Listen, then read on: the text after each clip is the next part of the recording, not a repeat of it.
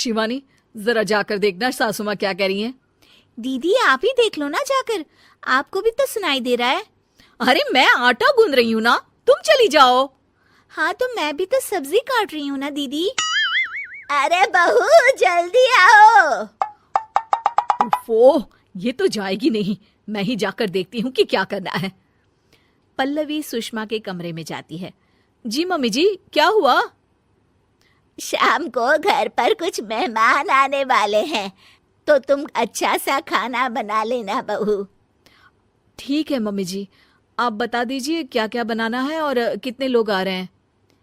सुनील की मौसी जी और उनका पूरा परिवार आ रहा है। कुल मिलाकर 3 लोग और हमें मिलाकर हुए 9 लोग। तो अभी से ही तैयारी करना शुरू कर दो।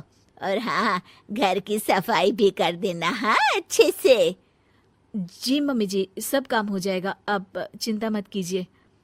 पल्लवी शिवानी को घर में मेहमान आने वाले हैं इसके बारे में बताती है। क्या 9 लोगों का खाना बनाना होगा, घर की सफाई करनी है? बाप रे, सासू माँ ने तो हमें घर की नौकरानी ही समझ कर रखा है। ऐसा नहीं बोलते शिवानी, हम इस घर की बहू हैं और घर के काम करना हमारा फर्ज है।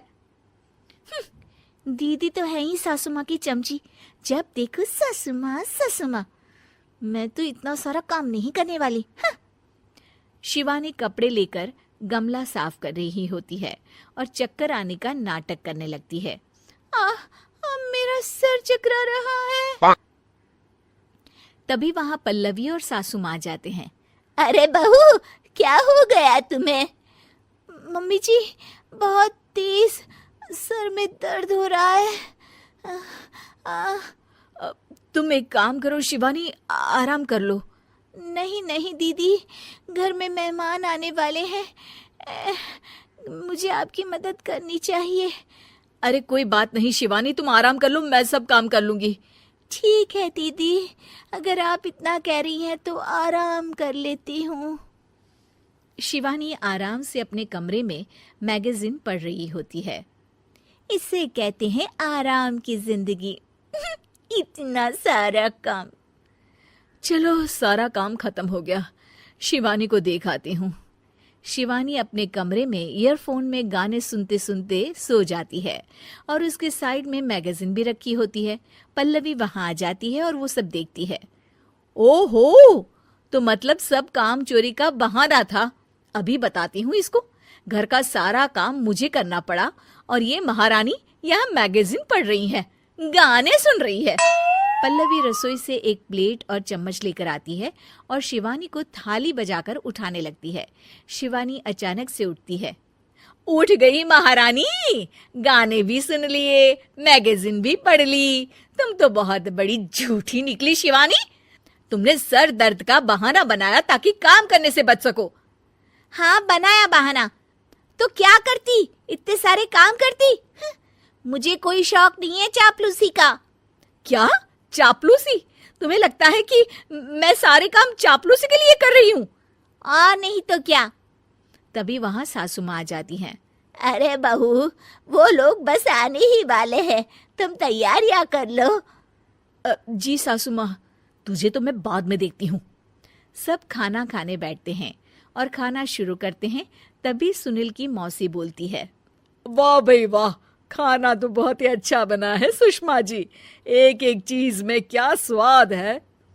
ये सुनकर शिवानी मुंह बना लेती है। उसे अपनी जेठानी की इतनी तारीफ रास नहीं आती। आपकी बहुएं तो बहुत ही अच्छा खाना बनाती हैं। हाँ बनाती तो दोनों ही अच्छा है, पर आज ना ये सारा खाना बड़ी बहू ने बनाया है। छोटी बहू की तबीयत ठीक नहीं थी, सो इसलिए। मानना पड़ेगा सुषमा जी, आपकी बड़ी बहू तो बहुत ही गुणवान है। पल्लवी की तारीफ सुनकर शिवानी को जलन होती है। पल्लवी ये सुनकर खुश हो जाती है और शिवानी की तरफ देखकर उसे चिढ़ाती है। कुछ देर बाद मेहमानों के जाने का वक्त हो जाता है। मौसी जी सबके लिए उपहार लाई होती है। वो सबको शगुन के पैसे देती हैं और अंत में पल्लवी के पास आती है। तुम्हारे लिए शगुन का लिफाफा तो है ही, पर बहू तुम्हें एक और उपहार भी मिलेगा, इतना अच्छा खाना बनाने के लिए। मौसी अपने सोने के कंगन निकालकर पल्लवी को पहना देती है। ये लो, ये मेरे मनपसंद कंगन है, अब से ये तुम्हारे हुए। धन्यवाद मौसी जी। ये देखकर शिवानी तो पूरी तरह से जल जाती है और गुस्से से रसोई में चली जाती है। तभी वहां पल्लवी आ जाती है और उसे अपने कंगन दिखाने लगती है। देवरानी जी, अब आपका सर दर्द ठीक तो है ना? मुझे लगता है कि अब सर दर्द शुरू हो गया होगा आपका।